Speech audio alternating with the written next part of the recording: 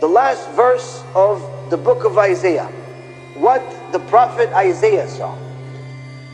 That not only did Isaiah see Gehinnom, but he knows exactly what happens there. Chapter 66, verse 24 says, "They will go out and see the corpses of the men who rebelled against Hashem. For their decay will not cease, and their fire will not be extinguished, and they will lie in disgrace before all mankind." And the Gemara in Masechet Shabbat, page 33b, and also the Zohar, talks about how this is the source of how, for wicked people that do not do TeShuva, there is an eternal Gehinnom that exists. What did Isaiah actually see himself? And this is the narration. Isaiah went into Gehinnom, saw it, and he went into the second house, one of the chambers in there, and he saw two people hanging by their tongues. And Isaiah said to Hashem, "Oh, revealer of secrets, reveal to me the secret behind this." Meaning, why are these people being punished like this? They're being hung by their tongues. He said to them, these people, they slandered other people, and that's their judgment. So then Isaiah goes to the third house, meaning another chamber, and he saw men being hung by their penises. And Isaiah says to Hashem, "Oh, revealer of secrets, reveal to me the secret behind this. Why are these people having this specific judgment?" So Hashem says to him, these people leave their wives alone and fornicate with other women. So this is their judgment. So Isaiah goes to the fourth house, and he saw women being hung by their chest, by their breasts. So Isaiah says to Hashem, "Oh, revealer of secrets, reveal to me the secret behind this. Why are these people getting this specific punishment?" HaKadosh Baruch Hu says to him, these women reveal their hair on their heads, and they tear their clothing, meaning they wear immodest clothes, and then they sit in marketplaces nursing their children so that they can get people's attention and sin with them. And this is what their judgment is. Woman walks around immodestly, she wants attention. Fourth house, apparently. Isaiah goes into the fifth house, and he saw a house full of smoke of all sorts of noblemen and treasurers were inside there, with Pasó, the wicked, sitting on top of them, guarding the entrance to Gehinnom. And Pasó saying to all of these people, "Why didn't you learn from me when I was in Egypt?" Pasó still sits there and guards the entrance to Gehinnom. Primary thing that a person has to have is Yirat Shamayim. And that's why the Gemara says, HaKadosh Baruch Hu only created the world for you to fear Him. If the whole world was scared of HaKadosh Baruch Hu, the world would simply be Gan Eden. If just Am Yisrael was scared of HaKadosh Baruch Hu, the Mashiach would arrive immediately. But the point is, Rabotai Karim, that's how valuable Yirat Shamayim is. Learn some of these things over and over and over again on a regular basis, once a month, once every couple of weeks, once a week if necessary, and if you have a really big Yetzirah, once a day. Until you're scared enough from Hashem that you're not going to make any voluntary sins. You're going to make sins regardless, but at least it's not going to be on purpose. It's not going to be on purpose. You're going to make unintentional sins because you don't know, or you didn't realize, or it's an accident, but at least let it not be on purpose. Don't leave your house immodest. Don't waste seat on purpose because you're watching stuff. Don't do that. Why? Because that's on purpose. But don't do any purposeful sins. Don't go to McDonald's or some non-kosher restaurant because you're really hungry. Find a kosher place, or don't eat at all. Don't do any purposeful sins. And after a while, this is going to help you fall in love with HaKadosh Baruch Hu. But it's something that you need to learn enough until you understand your role in this world. That you are here to serve HaKadosh Baruch Hu. He's not here to serve you.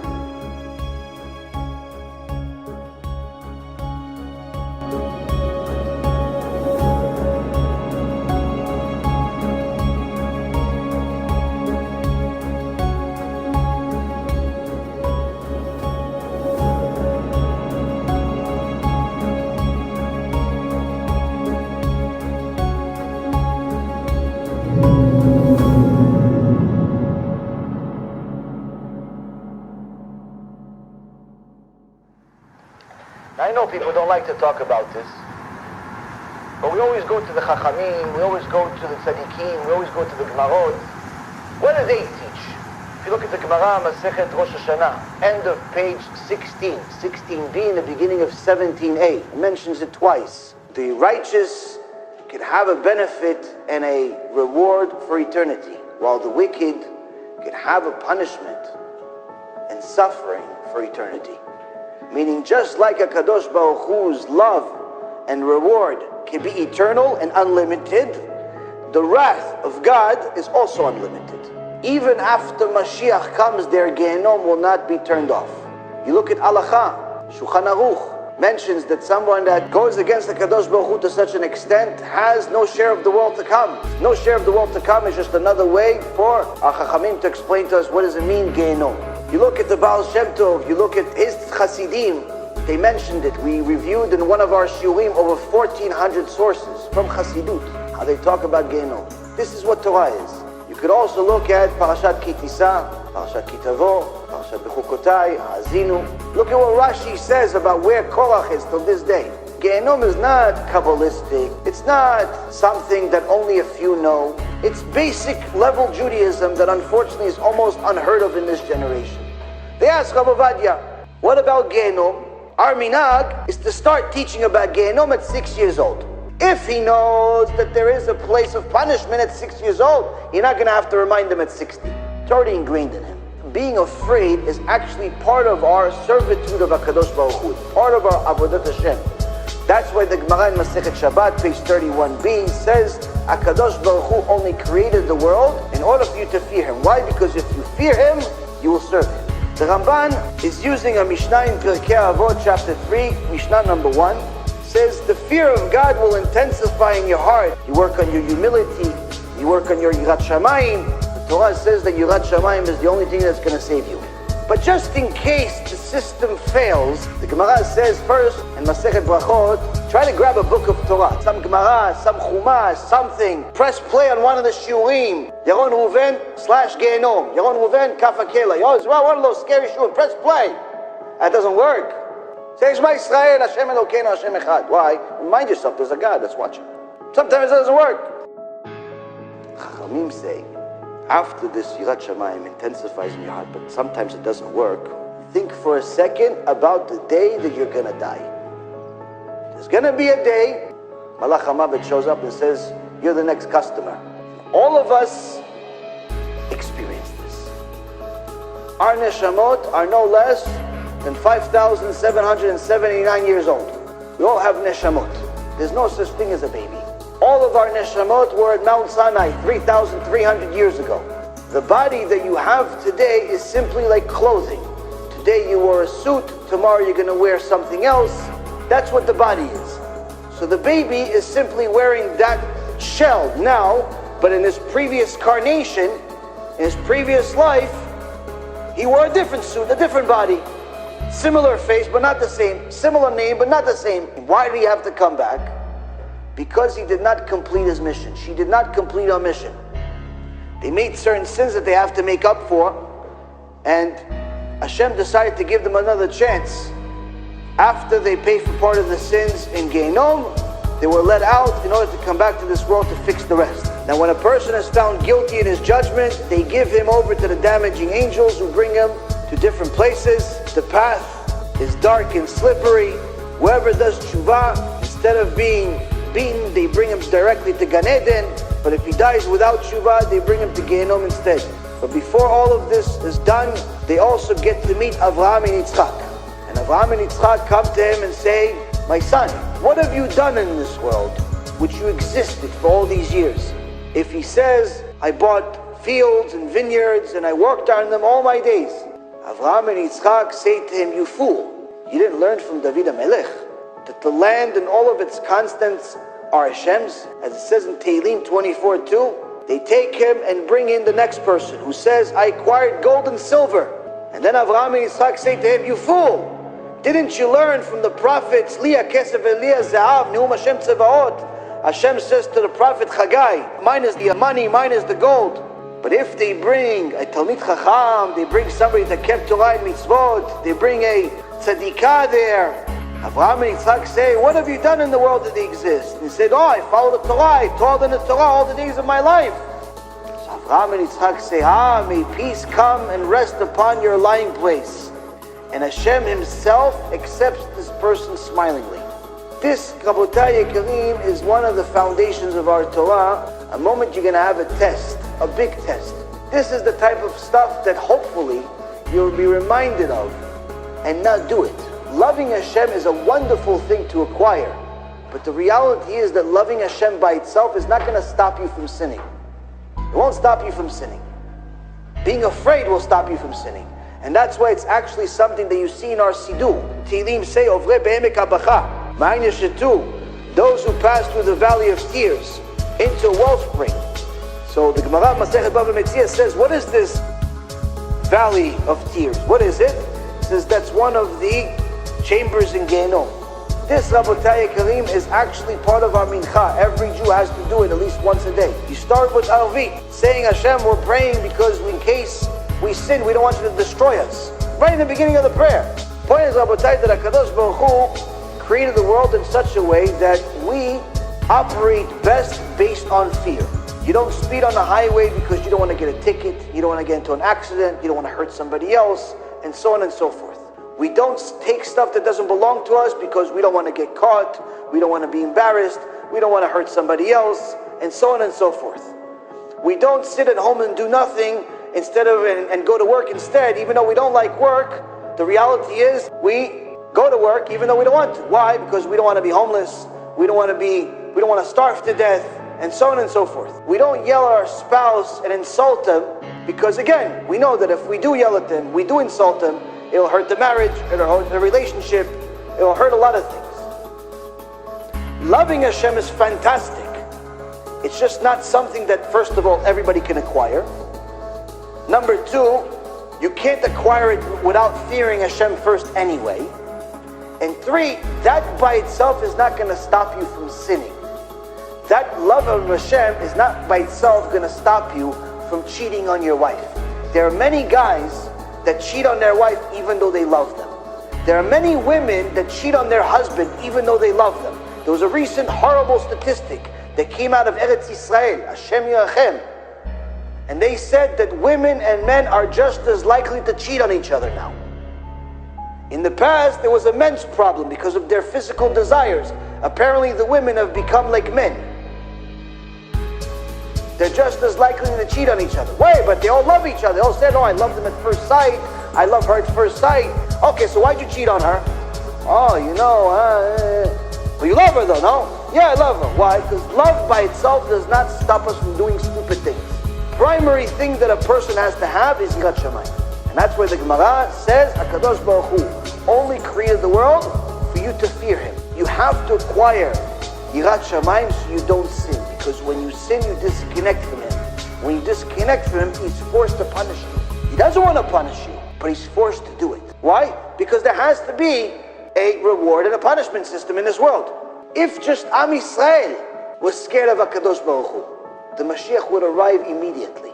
Better yet, if 10 Jews, Minyan, all had Yirat Shamayim under one roof, they're all here for Hashem Himself, the Gemara says Mashiach arrives on the spot. Whether we like it, whether we agree with it is irrelevant. We're not the ones running the world. If the whole world was scared of HaKadosh Baruch Hu, the world would simply be Gan Eden. But the point is, Rabotai Yekarim, that's how valuable Yirat Shamayim is. If you watch these shiurim on a regular basis, you'll build a Yirat Shamayim. You'll build a foundation of fearing Hashem, at least you're not going to make any purposeful sins. This is going to help you fall in love with HaKadosh Baruch Hu. Actually enjoy your life for what it really is. Learn the Torah, learn the beautiful things, learn some of the scary things and see how they are also beautiful as well. But really have a true connection to HaKadosh Baruch Hu, and not just be one of these fakers that walks around as if they're a perfect tzaddik, as if they have everything good, and no matter what they do, Hashem is going to give them the Gan Eden. The beard grows by itself, doesn't make you religious. The suit doesn't make you religious. On Wall Street, I also wore suits. What makes you religious is how you act and what's inside you and what comes out of your mouth. That's what makes you religious. If you allow your eyes to look at Torah, to look at good things, that's already a great start. If you allow good things to come out of your mouth, like divrei Torah, like compliments, like good things, honesty, that's good. If you go to places that are good, full of holiness, full of kedusha, that's good. If you look the part, that makes you perfect. That makes you perfect person to go to Gan Eden. That's what Hashem wants. But if you don't want to do that, you want to eat McDonald's once in a while because you like the cheeseburger, you like the chicken sandwich from Burger King, you want to walk around with a shirt that's just a little bit tight so they can see exactly how your body's shaped, you want to walk around with a short skirt so everybody says, wow, you're looking good today, you're going to do a lot of those things, then guess what? You're destroying yourself. It's like somebody that jumps off of a bridge. There's nothing you can do, you already jumped. So these shiurim, it's not necessarily something that you need to learn all day, every day. But it's something that you need to learn enough until you understand your role in this world. That you are here to serve HaKadosh Baruch Hu. He's not here to serve you.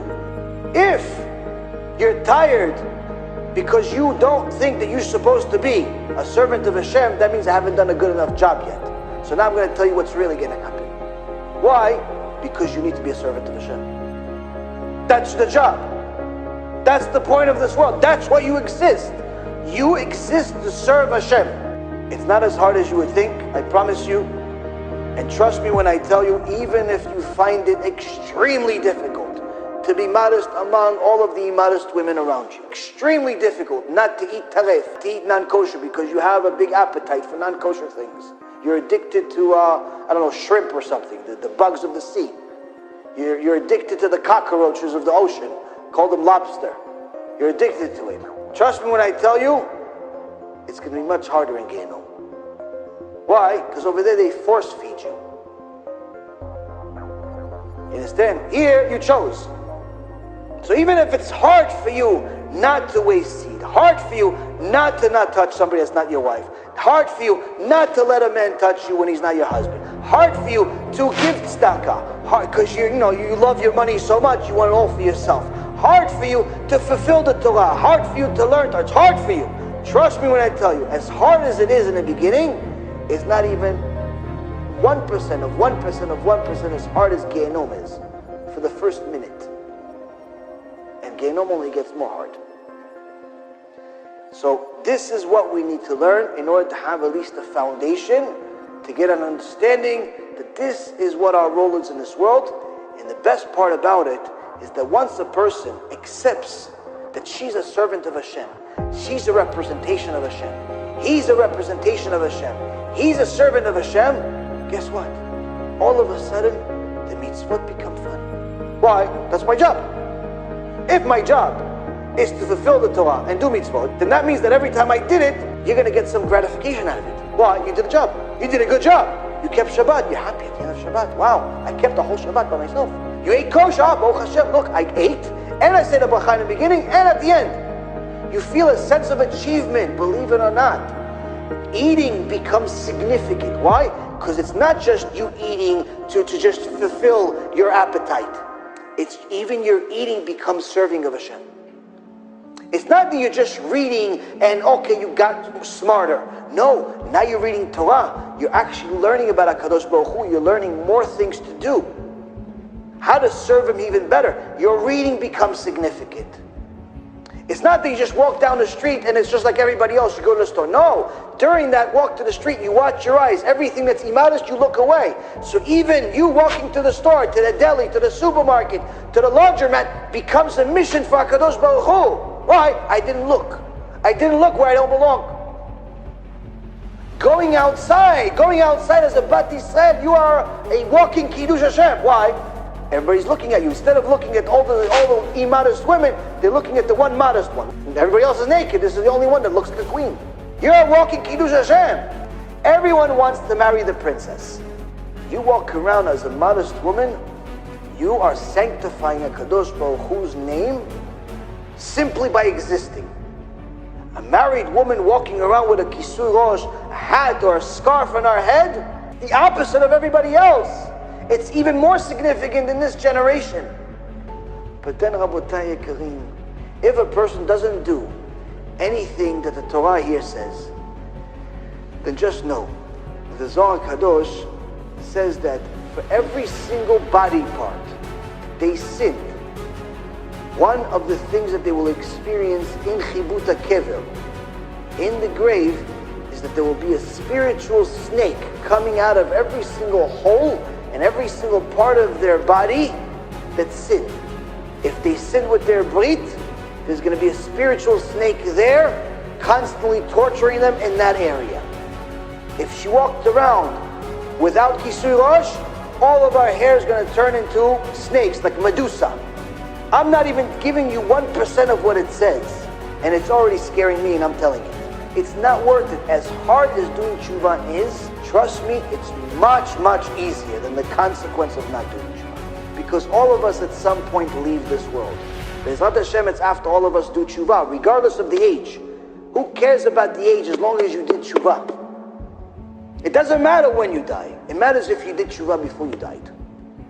If you did tshuva, then you go in a great, fantastic place for eternity. What difference does it make that you're leaving this world at 30, at 40, at 90, at 100? Who cares? You're going to an eternal place of good. Yeah, the people behind you, they're sad because you're not around anymore and so on. But yeah, but if they really know that you're a tzaddik, you're a tzaddikah, you're going to Gan Eden, they're happy when you die. Why? He's going to eternity. He's going to eternity of good. Who cares when you die as long as you did tshuva first? But if you died without doing tshuva, Hashem Yerachem, even if you died at 120, it actually makes the case worse. Why? You made more sins. Made more sins, made more judgment. So instead of thinking, when you look at people, instead of saying happy birthday to people and thinking, oh, hopefully he lasts a long time, hopefully she lasts a long time, no, hopefully they do tshuva. That should be your prayer for yourself, your prayer for everybody else. That's the number one thing. Why? Because if a person does tshuva, they connect to HaKadosh Baruch Hu while they're alive, they're assured to have an eternity of good. And that's the best thing that you could ever give somebody. What do you think? Hashem is not going to give you even more money so you can help even more people when you're helping all of his kids come home? Help people do tshuva. That's the only thing you should do. People that help people do tshuva. Unfortunately, there's not many. But actually people that help people do tshuva, like change their life, not many. Tshuva means that you help somebody change their life. Their lifestyle, the way they look at the world, their perspective of the world, what they're going to do in this world, they change their life.